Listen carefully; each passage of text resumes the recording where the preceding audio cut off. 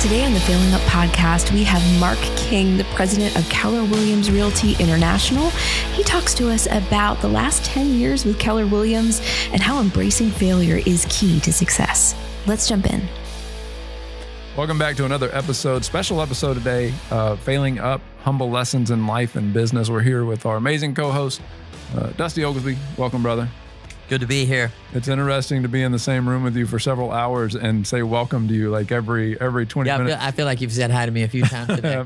I'm even running, like I usually don't have, I always have something to say and I'm running low on what I'm supposed to say when you introduce me. I'm going to call you tomorrow. And so I'll say it's good to see you for the 14th time. An amazing Bethany voice. Yeah, same thing. Right? I'm still excited to be here. You're practicing your podcast voice, getting better with each one. I'm trying. We're about to find out if Mark has a podcast. Stopped, yeah. And then very special guest. Thank you for joining us, Mr. Mark King. Thanks for having me. Thanks for being here. I have a face for radio, so this is perfect. Yeah. That's the downside of this is I never realized how. I mean, I guess I realized how big my ears were, but when you put light behind them, that's and we put it on a video over there, it's a lighting, right? It's don't look. I think that's why they put both you and I on the same screen. Is that right? They're like, can we put the guys with the ears on the same side? That's all right. It's a sign of intelligence. Welcome. Yeah. And I've never heard that before. I was going to say, who told you that? That's it. Mark, real quick, introduce yourself for our listeners that maybe live under a rock. My name is Mark King. I'm the president of Keller Williams Realty International. I've had 10 roles in this company and failed at every one of them. So I've been waiting for this podcast my whole life. Fail till you don't kind of mentality. But been here 23 years. Well, very grateful for your leadership. I've had the experience now. I guess I've been at Keller Williams for... This is actually, I was thinking the other day, it was 2013, the first time an OP invited me to come listen to Gary in Austin. Wow. So I was thinking about on my way down here, I was like, it's been a decade, right? Like it's full circle how much we've grown and developed. But yeah, what a difference, right? In 10 years. Gary talks about you can be anywhere you want in 5. Yeah. It's phenomenal to look at. And then you look at 10 and go, man, never dreamed that when I walked in the door in 2012. Well, we've had leaders throughout the years, but grateful for your leadership. Thank you. The energy and effort that finding that right dynamic of like on our as an OP, right, and the franchise side of the business, and having great leaders here in Austin. You make it so easy for us. One of the things we said in our business planning last October was that with leaders like you, we're able to cut down on the filters needed between KWRI and the agent in the market center. That's right. That's the goal. Because we're in alignment with you. Yeah. Right. And I would say the great thing about you as a leader is that you've actually chosen to help get in alignment with us. Yeah. Right. And so it's not always us following your directive. Not at all. How do we get in business and make great decisions together? Partnership. And what's best for the agent. So thank you for that. Well, that comes from starting out as an agent, and like all of my life lessons, it comes from Drake. So I started at the bottom, now I'm here kind of thing. That's true. And so 23 years ago. I was like, is he really? Are we really? Yeah. We're quote maybe Drake. I misheard. I know. That's what Gary and I talk about is different musician the lyrics. coolness level of our podcast went through the roof. Yeah. Because earlier Dave said something about kicks and he didn't even understand that Jordan. That's so I'll bring it down before we're done. We've come in. We just I love it. we just reached a whole new generation. Yes, we did. No, I appreciate it. We just went viral is what we did. So Right tell there. us a little bit about, we like to talk on this podcast, not about all the successes and a lot of people out there discuss their wins, but about our failures and how we've learned through those and being a testament to that if you're going through something tough right now, that it does get better. But when you think of failure, how do you define that? What does that look like? I think it's the necessity to become successful. And I think I learned from a great coach a long time ago that if you're not failing, you're not moving fast enough and you're not going to learn fast enough to go where you want to go. And I had huge ambitions in my real estate sales business. What I found early on is that I thought failure, like everyone else tends to start, I thought failure was a sign of weakness or a sign of being wrong, or whatever the case is. And when you learn to embrace it and you realize if you can embrace the one concept that the most successful people you know are the best at failing, then you embrace failure in a whole different way. And you have to empower others around you to fail as well. And what I found is all the top teams, I get great exposure to a lot of data, to a lot of companies, to a lot of great agents, to a lot of market centers, et cetera. And the ones who perform the best are the ones who are unafraid to fail. And that's the difference between us. We have the saying in our coaching company that, you want to always look good and be right. And the problem with that is if you're always right, you never learn. And you'll be really right and really low on the success pole if you don't embrace failure. That's right. So I think early on when you're growing, if you're growing a company or developing, like you can kind of lean into that and kind of go, all right, I'm down with that. What would you say to a seasoned leader? Because I know I experience now being responsible for hundreds of agents and lots of companies and leaders. Mm-hmm. And they do look to you to know what you're talking about and be right. Mm-hmm. It's harder to show up vulnerable. And yet I think it's completely necessary. But how do you navigate through that once you've kind of reached a level? At the bottom, you got nothing to lose, in my mind, right? Right. It's as you start to grow, all of a sudden good becomes the enemy of great, right? You become somewhat paralyzed by willing to make more mistakes. Yeah, to quantify this, the goalposts always move. And so when you're starting out and everybody has the same goal, every agent I've ever interviewed about getting in this business has a goal of making $100,000 a year. I don't know why, and it hasn't changed with inflation. So we got to do some. It's true. Yeah. So when you think from that perspective, if your economic thermostat is there, then you're willing to do pretty much anything. And there's 1,000 different ways to fail your way forward to $100,000 a year in this industry. Right. If you choose to make $1 million a year, you've got to make different levels of failures. Right. It doesn't mean you have to take on big, greater risk, but your goalpost, your economic thermostat has to grow in such a way that you're not afraid to take the activities that other people who make $1 million a year take. Mm-hmm. And if you want to make $10 million a year, the same thing. And I work with somebody who makes a lot of money and on a daily basis. And I watch the decisions he's making. He's absolutely unafraid of failure at any level. Mm-hmm. And so to you and I, we might say this is a $30 million failure. Oh my gosh, we're going down. To someone who has an economic thermostat of maybe $100 million a year, that's just par for the course on the way to the next great idea. So you're constantly failing your way forward. And those greater failures become more and more public. Yep. Right? Yep. Oh man. And I wish we would, I would listen to the advice I give my children, right? Where it's like, look, no one's going to remember this. Like, when they go to school, I'm like, you're the only one thinking about you. Right. Like everybody else is thinking about them, just like you're thinking about you. And yet it becomes so hard, in my opinion, in the real world to be okay with that, right? Yeah.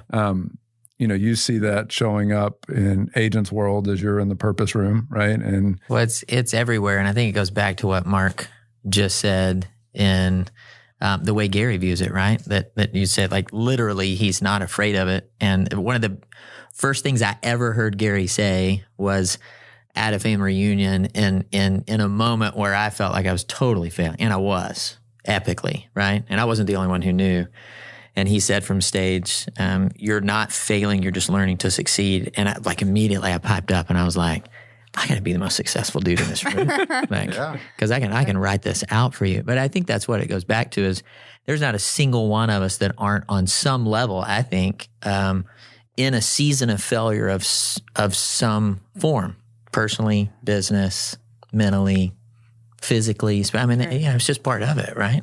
It's a constant. I mean, you're always failing. One of the crazy things about failure is it can be disguised with smaller than expected successes. Yeah. Right. And we see that in our business all the time. It's you have a great year and you self-sabotage or you go. That's right. Right. You do something that causes you to kind of pull back to what you feel comfortable with. That's right. And so Jeff Bezos could argue that he's a failure because he's not worth twice as much as he's worth. Like the challenge with the goalpost not moving is there's no end.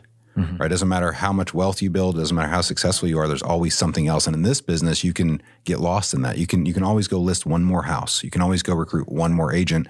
And if you don't set very clear goals, the thing I love about working with Gary is he has very clear defined goals.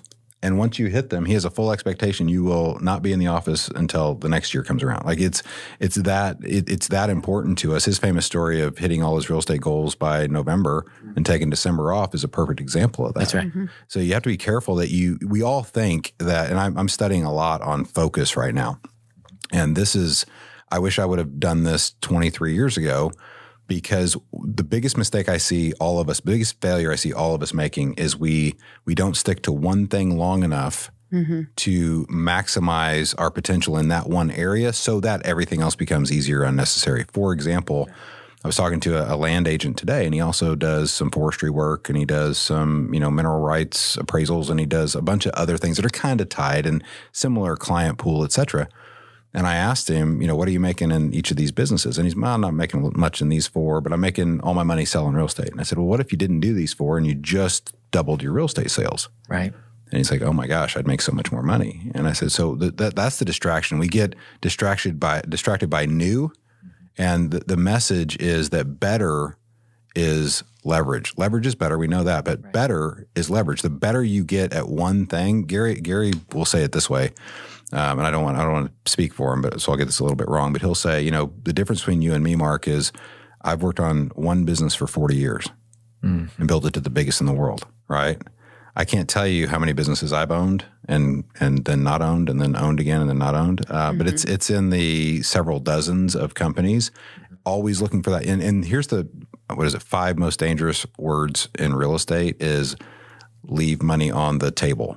Because we all look up and we go, well, I've got my sales business to a pretty good level, so now I need to go jump into insurance or title or mortgage or something I may not know anything about, and rather than leave it to the professionals or partner with them, right. I'm successful at this one thing, so therefore I am successful at all things, and that's been a blind spot for me throughout my career. Yeah, I can 100% relate. We've talked about several times on this podcast about the necessity to be patient, right? That the patience long enough so hard will be there. And I want to ask your opinion on ultimately being successful is kind of you're almost always living in failure if you're going to stay there and continue to push it forward, which doesn't sound awesome. No, right? Like it's not actually the success that we thought we were setting out to do. Right. Yeah. And so I wonder in some regards, like I think about our real estate team and the level that it's grown to. And is it that we go seek out other businesses because we're looking for some relief of the failure, right? It could be relief of failure. It's also that success is extremely boring.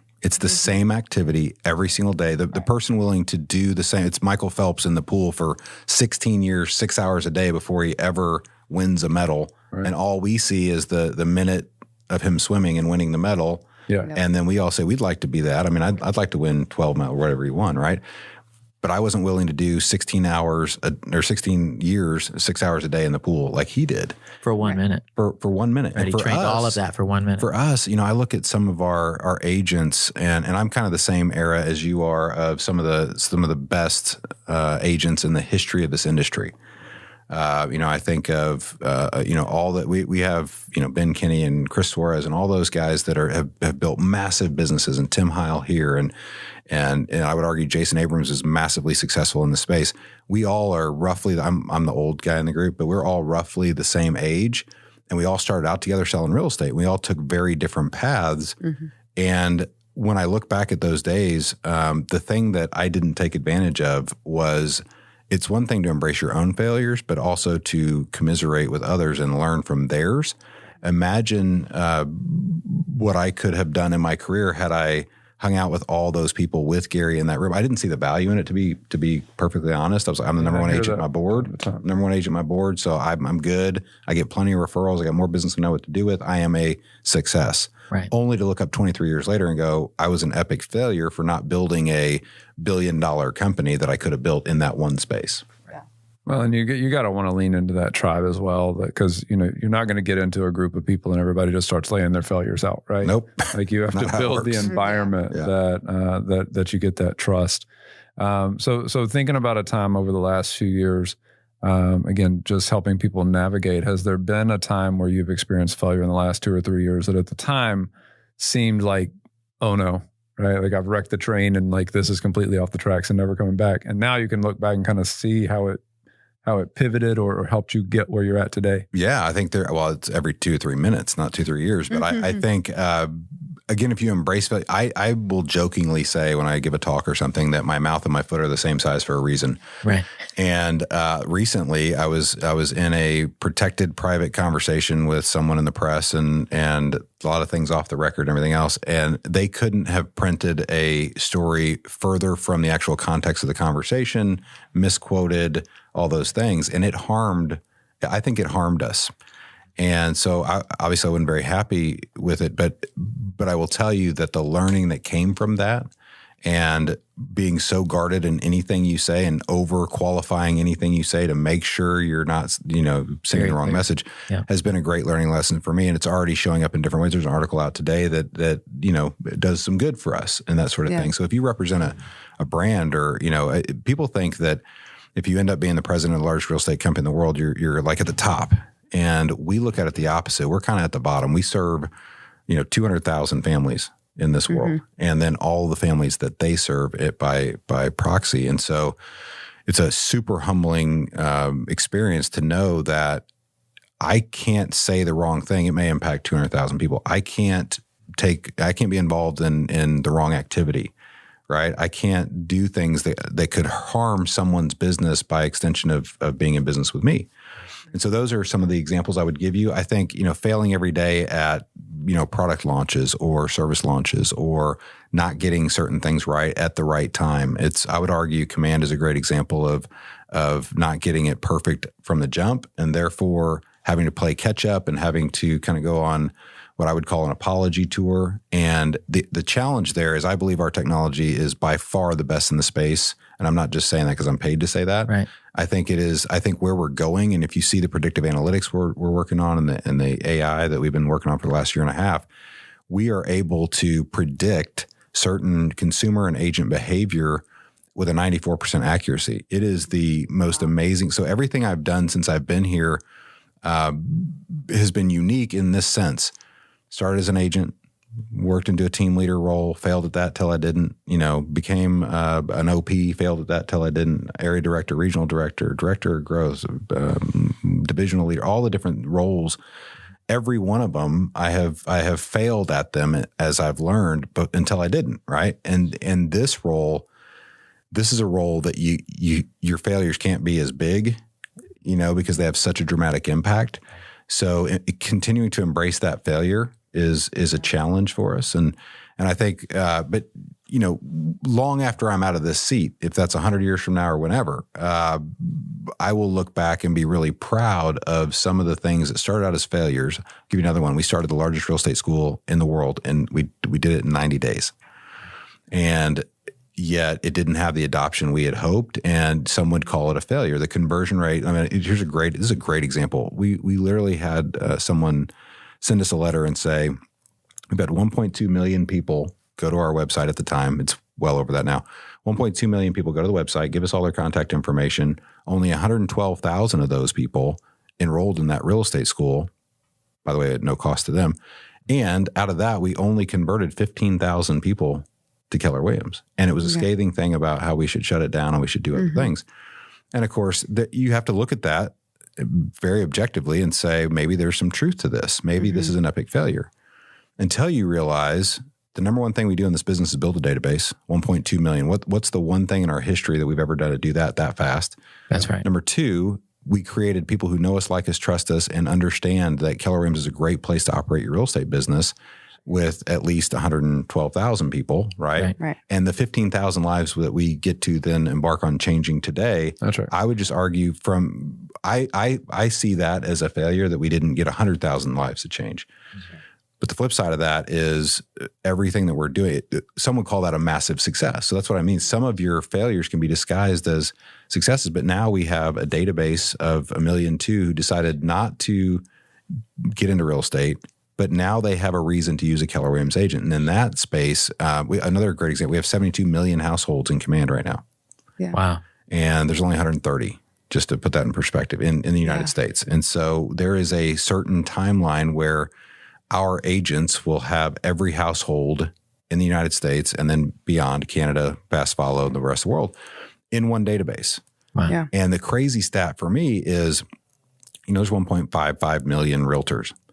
If you do the math, there's 67 houses per realtor in this space. If all we did is communicate on a fiduciary level on a weekly basis with 67 houses each, there would be no need for third-party lead aggregators to intercept our clients and charge us fees back and all those things. And so, a lot of study on that. When you look at, when you peel the onion a little bit and you think, well, why would Gary Keller or Keller Williams invest $600 million in building a technology for its agents that some would argue you could go You'd spend a little more, but you could go as an agent and get other technology and all those things. Yeah.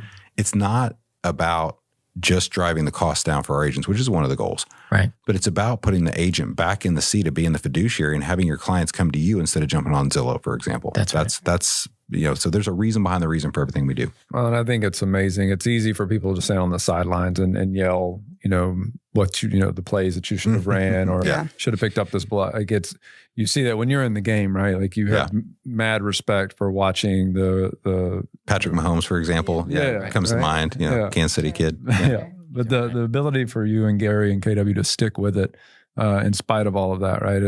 I have respect for that because I know how hard that can be. Mark, can I ask you a quick question? Sure. Just because you've been able to sit here and list example after example of things, right? Mm-hmm. And then in the beginning, you kind of said, like, your coach said, you got to run faster. And how do you not lose the enthusiasm? Because I think a lot of people hit failure, right? And it's this energy blow. And yet we know if you can go failure to failure really enthusiastically, that's success, right? Yeah, it's funny. People who judge failure as a negative thing that are, especially when they're around you, can be the biggest energy vampires, right? And so you have to wake up every day and embrace that. It's like you said, it's easy to sit in the stands and critique the players on the field, but sometimes they need critiquing, and we make some dumb mistakes, but the cool thing is we learn from them and then we get a little better. We move 1 inch tomorrow and then we get a little better and we do. And that's how, forgive me for saying this, but that the failures we've had in this company are proof that more failure leads to more success. And we didn't build the number one real estate company under one brand in the world by getting everything right all the time. Nobody does. In fact, I would argue we've never met a bigger failure than Gary Keller. That'll be a tweetable moment.